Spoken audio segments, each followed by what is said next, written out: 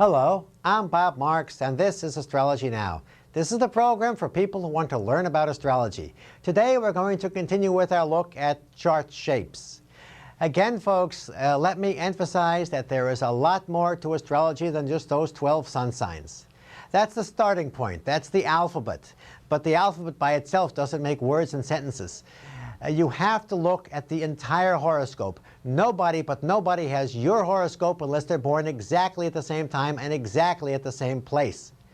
Again, you cannot divide people into 12 groups and say that everything is going to happen to the same group each time. It doesn't work that way. People are different. Besides the sun sign, there's the Mercury sign, the Mars sign, the rising sign. We have to look at all of these. One of the best ways to get into a horoscope is by finding out the shape of the chart. All you have to do is be able to recognize patterns. All you have to be able to do is see when one planet is standing out all by itself. Now, last time we looked at horoscopes that had one planet on one corner of the chart all by themselves. The planet was able to funnel all the energy of the chart. But there's other ways in which a planet can be strong. Let's take a look at the next horoscope. This is the horoscope of Henry Ford. Now, again, to a beginner, this is just a hodgepodge of strange symbols. But when you get used to it, well, the first thing we'd notice in this chart is that there's an empty space over here. It's about 1/3 of the chart wheel. And, well, to find the most important planet, you put your finger in the empty space and you go counterclockwise. The first planet we come to is the Moon. The Moon rules the public. It's in house number 3, which is the house of transportation, and it's in the sign of Aquarius, and Aquarius rules automobiles. Well, any type of advanced machinery. It also rules electronics, anything electrical. By the way, where did Henry Ford get his first big job? He worked for Thomas Edison at the Detroit Edison Company.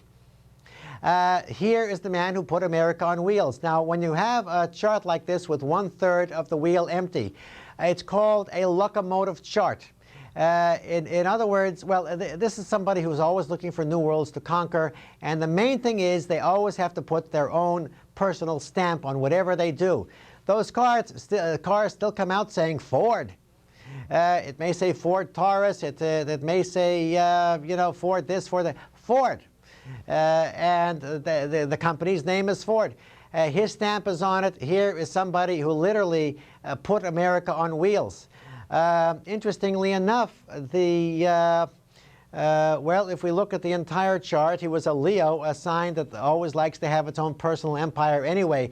When you have the 1/3 of the wheel open to the left side of the chart, well, that's the area of the person themselves. So here is somebody who founded a personal empire.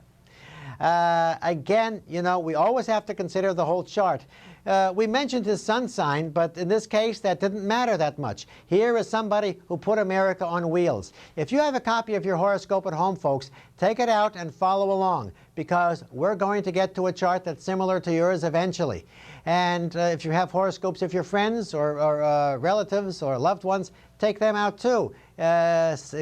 See what's going on with them as well. Now, let's take a look at the next horoscope. This is the horoscope of Conrad Hilton.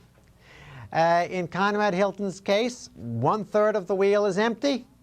It opens to the bottom of the chart. The bottom rules foundations. It rules home and homeland. And in Conrad Hilton's case, he owned a lot of land. He owned a lot of homes all over the world. Hilton Hotels. The most important planet, put your finger in the empty space, go counterclockwise, again the Moon. But this time, it's not the Moon in Aquarius, the sign of automobiles. It's the Moon in Taurus, the sign of the Earth. And Hilton, of course, owned land. Here is somebody who made a fortune providing homes for people, homes away from home. Ironically, Henry Ford, with his Moon in Aquarius, well, he did provide portable bedrooms. You realize Henry Ford probably had more to do with changing the sexual mores of this country than anybody else. He invented the portable bedroom. Well, Conrad Hilton invented a traditional bedroom and made a fortune doing it. Again, the sun sign is Capricorn, the sign that starts at the bottom and works its way up, whereas Henry Ford was a Leo. The sun sign doesn't make that much difference in these cases. What makes a difference is that these people had to put their own personal stamp on everything they did. The cars say Ford. The hotels say Hilton. They still do. Top of the chart, Mars, somebody who's very active, somebody who literally can't stop. They always have to keep moving. So this is not somebody who's going to stop after their first hotel. They have to keep doing it again and again and again. Always look at the entire horoscope, folks. And remember that this is just a potential. It's what we do with it that is really what counts. It's like a card game. We're dealt a certain hand, but it's how we play it that can determine the final outcome. Fate does part of it, free will does the rest. Once we know what our horoscopes are like, we can arrange our lives so as to fulfill the potential of the chart. Just because a person may be born with a lot of brains doesn't make them an Einstein. Just because a person may be born with a lot of muscles doesn't make them an Olympic champion. They have to want it, they have to work for it. My name is Bob Marks, and this is Astrology Now. This is the program for people who want to learn about astrology. If you'd like to get in touch with me, stay tuned till the end of the program and I'll tell you how. Let's take a look at the next horoscope. This is the horoscope of Gandhi. And in Gandhi's case, again, 2/3 of the wheel covered with planets, 1/3 empty. Put your finger in the empty space, go counterclockwise. The first planet you come to is the planet Neptune, the planet of dreams, the planet of illusions, the planet of ideals.